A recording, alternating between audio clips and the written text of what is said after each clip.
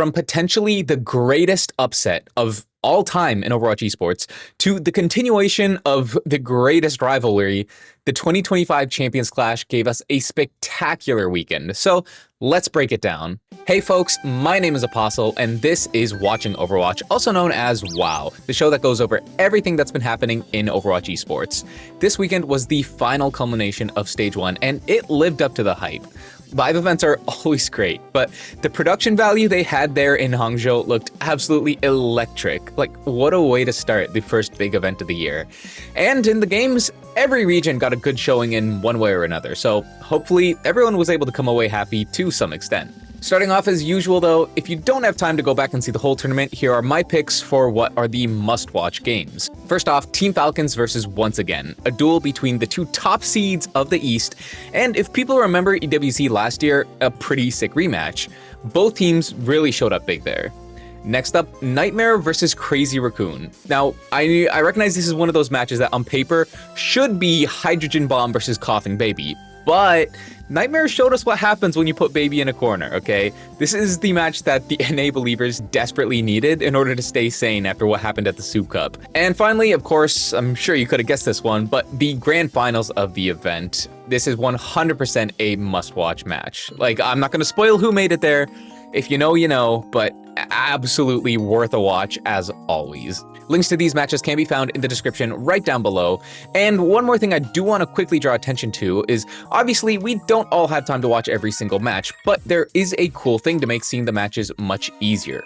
The Korean Overwatch Esports YouTube actually makes highlight videos for any matches that they end up broadcasting, and this allows you to see the best parts of an hour-long match in maybe 20 minutes or so. It is in Korean, but all the thumbnails have highlight in there, so it's easy to find what you're looking for, and I would definitely recommend checking it out if you want a quicker way to see the matches you may have missed. Now, let's get into spoilers and actually dive into things. Our round 1 matches were a best of 3, so games finished up pretty quick there, but we still saw some entertaining stuff, in particular, our first match, which was Falcons versus OWCS. Now, Falcons, living up to everyone's expectations, did get a 2-1 win here, but the story of this match wasn't their success. This one was all about Libda. The former Pharah one-trick now turned potentially best Sojourn in EMEA. He had one of the biggest carry performances I've ever seen, and he actually would have had a deadlift if OWCS had been able to take a win there. He giga-pounded and genuinely outplayed Stalker and Proper at points. Unfortunately, despite the back-breaking effort he displayed, the rest of OWCS couldn't quite pull it together, maybe in part due to Tread being their starter, which, while he's a good player, don't get me wrong, he looked solid on D.Va especially, but you wouldn't have expected him to, have the same synergy as Ziad, who is the one who got them to the tournament in the first place, right? Either way though, a surprisingly banger match, and Libda may be solidifying himself as a genuinely top DPS player. Next up, some much shorter matches. Once again took out Virtus.pro 2-0. A very strong start that I think definitely confirmed our suspicions in a good way. Once again should be held in a very high regard. People had some questions about Mew compared to Lengsa, but he looked great there. Probably even better than Fixa. Following that, we got Nightmare versus Team CC, which Nightmare ended up taking in a 2-0 as well. Team CC, I'm not gonna sugarcoat it, they looked a little bit sad. There was a very slow dive, Gaga looking very out of practice especially, but it is early days though, right? I don't want to be too harsh on players who took basically a year or more off from playing at the top levels. Like, Gaga I think wasn't even supposed to play for CC until Ligue went to Once Again, and he had to step back in the chair to fill that role. And finally, Crazy Raccoon versus Spacestation. While Crazy Raccoon did win this 2-0, Spacestation didn't actually look that bad. They were kind of managing to match the Raccoon's dive comps, but in the end, the Jun Ball was a little bit too much for them to handle, but that's not really a slight against them, because it would be for any team, right? For Kellen and Sugarfree to look pretty solid here, gotta be happy with that. In the lower round 1, we saw OWCS versus Virtus.pro. A bit of an unfortunate consequence of the bracket, having both the EU teams face off this early. Unlike the EMEA finals, though, Virtus came in and they made quick work this time, with OWCS apparently just having used every bit of power they had in order to take Falcons to the match point there. Virtus.pro was in complete control of the match. On Esperanza, OWCS may have been able to stage a comeback, but Final map, at that point the damage is done. On the other side, Team CC's luck didn't improve much as they had to go face the other NA team, Spacestation, and SSG won it 3-0 as well. Honestly, CC did look a lot better here than against Nightmare. The first two maps were pretty competitive, but CC was just never able to close out fights, and by the time map 3 came around, they looked a little bit boomed. A lot of people were saying that Rock should have gotten that second spot for China, and yeah, it may have made for a better match, I'm not going to argue that, but still, once these guys have time to, get back in the habit of things, I think they could really start being a solid contender. These are very good players that I think they just need more time to shake that rust off. On day 2, though, things got wild, as we got arguably the single greatest upset to ever happen in Overwatch Esports. The morning started with Crazy Raccoons versus Nightmare. Like I mentioned earlier, a complete stomp by any reasonable person's predictions. And the match started like we expected. Crazy Raccoons was on dive, and they were bashing Nightmare's heads in. But from the second point onward, something interesting started happening. Crazy Raccoons started getting a little less crazy. Nightmare looked like they were finished warming up. And then by map 2, in front of our very eyes, Nightmare started beating the super team known as Crazy Raccoon. It was a grueling beginning with their cap of King's Row, but slowly but surely, they began pulling ahead of the Raccoons, and in one of the best underdog victories I've ever seen, ended up beating them 3-1. Against all odds, and it's especially surprising when you consider how Nightmare performed in the Soup Cup just a couple weeks prior, but these guys pulled it together at the perfect time. And this marks the first time in OWCS history that one of the top 2 Korean teams has been beaten by a Western team. Crazy Raccoon may be one of the best teams in the world, but they were caught completely off guard and they paid the price. They did seem to play a little bit worse than usual, but Nightmare's players were also just turned up. Zera and Kuffa in particular had outstanding performances. Kuffa, showing the world the power of the white boy Winston. But Zera, he is on a Goku-style protagonist arc, okay? Every time we see him, he just looks better and better. And he is making a very, very strong case for being the best player of the Americas. The rest of Nightmare also performed phenomenally, of course, with UV and Admiral actually seeming to surpass the famous Adamantium backline, especially on the final map. And Lethal, who was probably the quietest player in the performance, he did go toe-to-toe with Flip. If your worst performer is going even with the best hit scan in the world, you're doing pretty good. So overall, yeah, this may have been a bit of a fumble by Crazy Raccoon, but it does not take away from the insanity that Nightmare showed us. A genuine match for the ages. Now, our next match saw Falcons versus Once Again. And while Once Again played it very close, Falcons did end up taking a 3-2 win there. Overall though, Once Again kind of felt like they were the stronger dive team. That's despite Proper actually finding the edge of Levon Tracer several times, but Shy and Gujue more than made up for it. Sadly though, Falcons are maybe the best Malga team ever, and after they committed fully to the Malga rush, Once Again kinda started feeling the pain a little bit. I really cannot stress this enough though, this game had razor thin margins, and the outcome felt like it was decided by just a couple key moments in the final map. Once Again got the advantage on Esperanza at the beginning, and looked to be building good momentum, but we saw Mew go for a sound barrier in a high-stakes moment trying to respond to Hanbin's cage, and he ended up Ajaxing, leading to a fight loss that also had the Primal committed. And after that, with Push being fickle as ever, the pendulum just swung back in Falcon's favor, and Once Again just couldn't claw it back from there.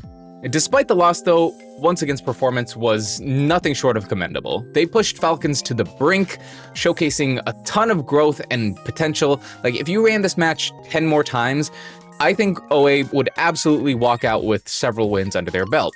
And the proof is in the record. Falcons and Once Again both have now won one match against the other.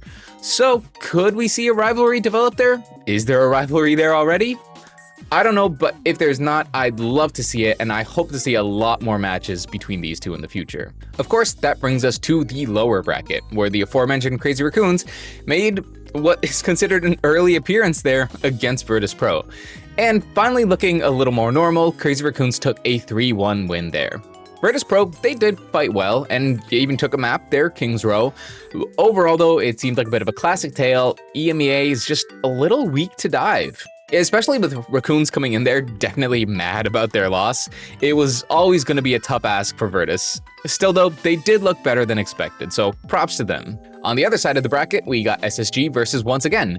And this is the match that really showed just how good Once Again's dive actually is. Spacestation tried to match them, and thanks to Kellen, they did actually do pretty good at it. But Once Again was just straight up better. The primal blades from Guzhou, they were just decimating SSG every time there was an opportunity for it. And it also felt like SSG's support play wasn't great, with CJ seeming to be really nervous when it came to his ult usage, and once again, they just leveraged it amazingly, so SSG ended up going out here. That led to the final match of the day though, Once Again versus Crazy Raccoon. But at this point, once again, they kinda just ran out of energy, and Crazy Raccoons ended up taking a 3-0, not even giving up a point this time. By then though, you need to consider, OA have played 3 of the last 4 matches, and it really showed that they were just kind of burnt out at that point, right? You can't even blame them.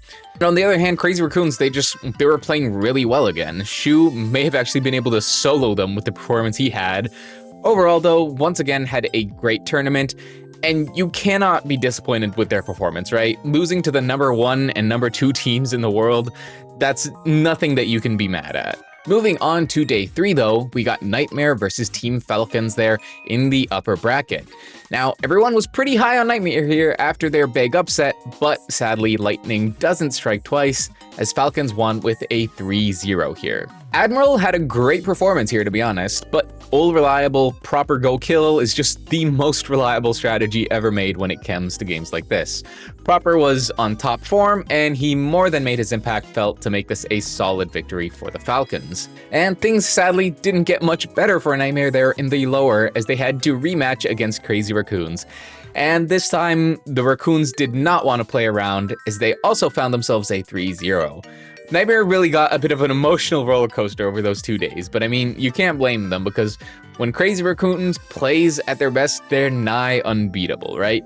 Lip ended up putting Lethal in the ground, and Shu was just straight up terrifying with his Ana plays. Nightmare will be having flashbacks to Shu's self-nano with nade off cooldown. That said, Nightmare do ultimately finish in 3rd place, which is an insane overperformance that I don't think anyone expected. It just goes to show how amazing it is for these guys, which is basically what would have been considered a contenders team back in the day, to go up against, you know, some of the best players to ever do it and still get 3rd. Just brilliant stuff from them, and hopefully they're proud of themselves. But all that being said, we do come now to the grand final, and a rematch of possibly the greatest rivalry in Overwatch history at this point. Team Falcons versus Crazy Raccoons, giving us yet another match that could be considered one of the best of all time. Crazy Raccoons ended up getting a 4-2 victory over Team Falcons.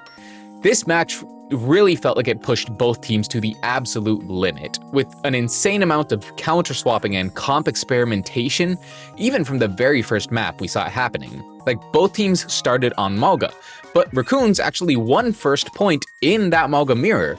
So then Hanbin comes back and he shows off why he's God's gift to off-tanks, and he pulls out the Diva, and they win next point. So then by the final point, Raccoons decide to go back to the classic comp as well with a Sombra Tracer Winston dive.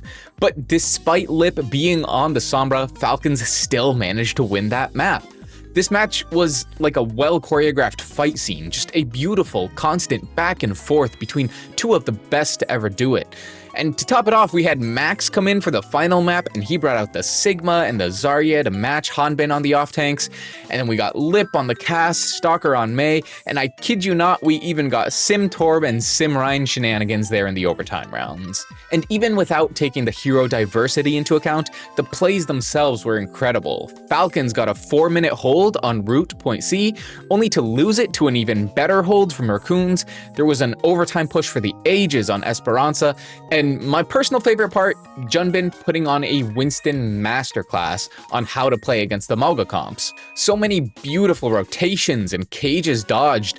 Anyone who ever said that Malga is a Winston counter, just go watch this match. You will learn the definition of skill issue. Genuinely, this match was just peak Overwatch Esports. I know some people may complain about the finals always being between these two teams, but when the duels are this good, I don't see how you could possibly complain. It's so exciting, and it was an absolutely thrilling conclusion to the tournament. And of course, it does make Crazy Raccoons your 2025 Champions Clash winners. Now, after all that chaos and hype, we do have a couple pieces of player news to talk about, so let's jump in there real quick. First off, Hadi has posted on Twitter that he is looking for a team. Now, he may just be exploring options, as Twisted Minds haven't announced any kind of release, but it does hint toward potential shakeups there in EMEA.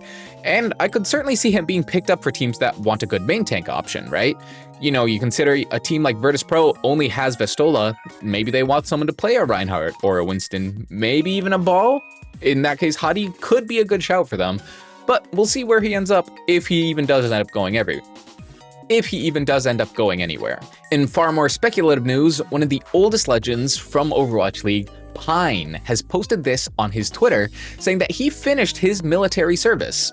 Obviously, we have no clue if he wants to come back to Overwatch or even esports in general, but the potential is there. So, you know, just wait and see. Maybe this star hit scan could make a reappearance here in the future. And finally, maybe the most interesting one, Top Dragon posted an announcement stating that he will be taking a break at least for Stage 2. From the sounds of it, his time on Genji was a little bit rough and he needs to kind of take a step back for a bit, which obviously is totally encouraged. Mental health comes first, right? That being said, it does lead to a huge question mark, since what's gonna happen to Wei now? Who Are You is gone, they still need a flex DPS. Personally, I think they have 3 decent options. Option 1 would be ideal, but maybe unrealistic or difficult, which is they get either Viper or Zest from T1. T1 doesn't run double flex comps anyway, really, so you maybe don't need both of them, really, and Viper at least deserves to start far more than he has. Option 2, maybe you can get Dodo from New Era. Option 3, get Scarlet in there, assuming that he's not just permanently on Vesta crew. I think Scarlet and Dodo are quite similar to Who Are You, and both are very good on the Genji, so they may be a decent fill. Either way though, this is definitely going to change some things here for OWCS Korea. Now there are no other big changes quite yet, but again, it is the very beginning of the break between stages, so who knows what could happen in the next couple of weeks. And speaking of that, let me tell you what we do have on the horizon here. OWCS Asia will be having their own relegation tournaments starting very soon. Korea relegation will be from May 1st to May 2nd, and we'll see Pokerface, Vesta Crew, and New Era playing against the top 5 teams from the Korea Stage 2 Open qualifiers. And yeah, Alt-Tab, the team that beat New Era in Soup Cup, is in that qualifier, so keep an eye out, see if they make a reappearance. Japan and Pacific will be on May 5th and May 6th. Pacific's relegation is 4 teams, with Trap 12 and Fade Altair playing against the top 2 teams of the Pacific Open qualifiers.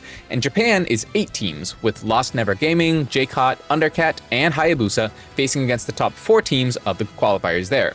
Now for those relegation matches, there is no official word yet on what the broadcast details may be, but I'll be sure to share any details that I may find on that, so keep an eye out. Outside of Asia, if you're still craving some Overwatch, check out the Collegiate Esports Commissioner's Cup, also known as CECC 2025. This is a live event happening in Texas and featuring the top collegiate teams of North America, which, as I'm sure you all are familiar with, does mean it'll be featuring a lot of names that we may recognize from OWCS as well as Face It Masters. It should be a great event, and that'll be happening from May 2nd to May 4th. Since it does line up with the break in between stages, I'm expecting a lot of solid showings from our top teams, so if you had the chance to tune in, I'd definitely recommend it. But anyway, that is going to bring things to a wrap for today. As always, links to everything I've talked about can be found right there in the description down below. And you know what else is there? Our Discord server, where you can join the community and talk about this great esport all day long, so make sure you check that out. While we do have those aforementioned events, it is going to be a slower couple weeks until OWCS Stage 2 gets back in the full swing, but once it does, you are not going to want to go anywhere, since Stage 2 is really promising to be an action-packed season. I'll be doing my best to make sure all of you can stay up to date with any news and developments that we get in that time though, so make sure you subscribe and stay tuned. Thank you all so much for watching, I hope you enjoyed this episode, and take care. I'll see you all next time.